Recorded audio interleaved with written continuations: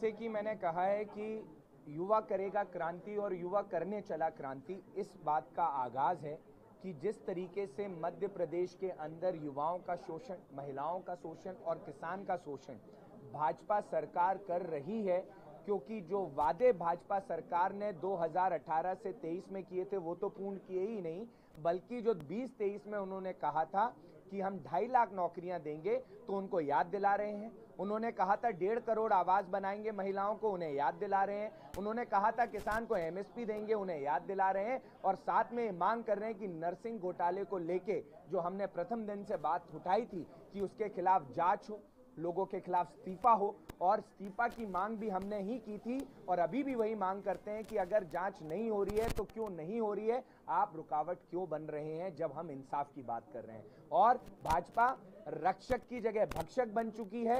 सपनों का वो सिर्फ एक महल गढ़ती है पर साधन उस महल को बनाने के लिए नहीं देती है, क्योंकि भाजपा की कथनी और करनी में अंतर है। मैं इतना कहना चाहूंगा कि कल आप सभी वहां आइए, हजारों की संख्या में कल युवा ये पोस्ट कार्ड लेके गूंज करेगा पद यात्रा के तौर पे वहां से मंच से भाषण होने के बाद। और हमारा प्रयास है कि ये सभी पोस्ट कार्ड लेके वहां जाएं और प्रधानमंत्री जी से, हमारे मुख्यमंत्री जी से कहें कि आदरणीय मुख्यमंत्री जी, ये जो 4.5 से 5 लाख पोस्ट कार्ड आए हैं इनकी सुनवाई कब होगी। और ये आप देख सकते हैं, हमने घर घर जाके, भला वो किसान हो भला वो महिला हो, सबके पोस्ट कार्ड पे साइन है और आपसे वो गुजारिश कर रहे हैं कि हमें इंसाफ दीजिए इस प्रदेश में, क्योंकि कम से कम पिछले 1 साल के अंदर 1400 युवाओं ने आत्महत्या की है, किसानों ने आत्महत्या की है, तो इनकी जिम्मेदारी कौन लेगा। और हम सिर्फ एक इंसाफ की लड़ाई लड़ रहे हैं और एक इंसाफ की बात करने के लिए ये कल एक पहल है,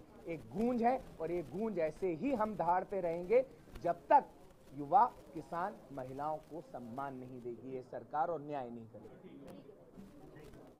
जी, आप ये भी देखिए, बिल्कुल जिस तरीके से अत्याचार बढ़ रहा है SC ST, जो मैं ये कहूँगा, और महिलाओं को भी लेके कि महिला भी यहाँ सुरक्षित नहीं है, और महिलाओं को लेके अभी तक सरकार की कोई योजना नहीं है जो कि होना चाहिए। हम आने वाले समय में, मैं इसके बारे में थोड़ा बोल देता हूँ, हम इस प्रोग्राम के बाद महिलाओं को लेके भी काम करना चालू कर रहे हैं, जिसमें हम सरकार से मांग करने वाले हैं कि एक सखी करके आप हर बस के अंदर एक सिक्योरिटी दीजिए महिलाओं के लिए, सुरक्षा सखी। ये भी हम अभियान इस प्रोग्राम के बाद चालू करने वाले हैं और इसको नए दर पे ले जाएंगे कि सुरक्षा सखी करके हर एक बस के अंदर एक महिला सिक्योरिटी होनी चाहिए महिलाओं के लिए। इससे रोजगार भी बढ़ेगा हमारी बहनों के लिए और एक सुरक्षा का माहौल हर एक जिले और विधानसभा में लोगों को मिलेगा। तो इसको भी लेके हम कार्य करने वाले हैं। बीजेपी ने 25 लाख युवाओं को जोड़ने का लक्ष्य रखा अपने अभियान। जी, आपकी युवा मोर्चा की, आपके संगठन की क्या तैयारी है, उसके अपोजिट आप ये जब भी हम प्रोग्राम लॉन्च करेंगे आपको बिल्कुल बताएंगे।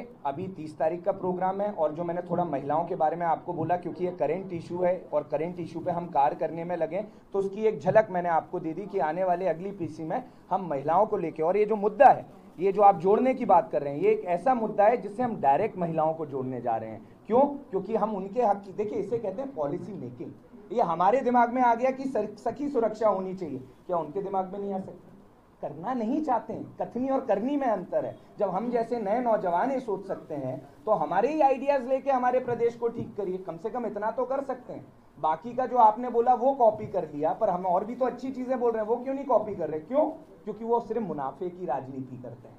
धन्यवाद। सर, कौन-कौन बड़े नेता शामिल रहेंगे? प्रदेश में कितने युवा पहुंच रहे हैं? देखिए भैया, हजारों की संख्या में युवा आएगा। मैं अभी आपको कोई नंबर नहीं दे सकता, नंबर देना भी ठीक नहीं रहेगा। कल आप जब खुद आएंगे तो आप खुद देखेंगे कितनी संख्या में आए।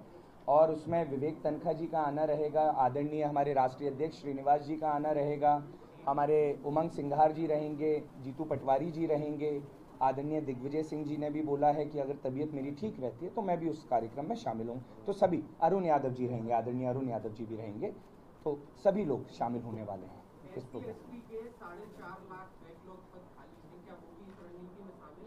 बिल्कुल बिल्कुल शामिल है। हम हर, बहुत अच्छी बात आपने बोली, क्योंकि ये भी एक मुद्दा है जो ज्वलंत मुद्दा है और इस पर हमें भी कार्य करना है और इसको भी हम कल उठाने जा रहे हैं अपने उस मंच से, क्योंकि आने वाले समय में मुद्दों की कमी नहीं है इस प्रदेश में। इतना हाहाकार मचा रखा है प्रदेश की सरकार ने। जी, शेष भाई।